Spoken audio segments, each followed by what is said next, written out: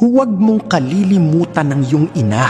Bago mo nasilayan ng mundo, ginamit ko siya upang bigyan ka ng buhay. Tiniis niya ang sakit, pagod at mga gabing walang tulog para lamang makita kang lumaki ng ligtas. Kapag ikaw ay nagugutom, siya ang naghanap ng paraan. Kapag ikaw ay may sakit, siya ang nag-alala. Kapag ikaw ay nalulungkot, siya ang unang yumakap sa iyo. Maraming tao ang darating at aalis sa iyong buhay. Ngunit ang puso ng isang ina ay mananatiling nagmamahal sa iyo kahit ikaw ay magkamali. Maraming tao ang makakaalala sa iyong mga tagumpay. Ngunit may isang taong minahal ka kahit nung wala ka pang naipapakitang tagumpay sa buhay. Iyan ang iyong ina. Kaya huwag mong sayangin ang mga pagkakataong kasama siya, sapagkat ang oras na lumipas ay hindi na maibabalik.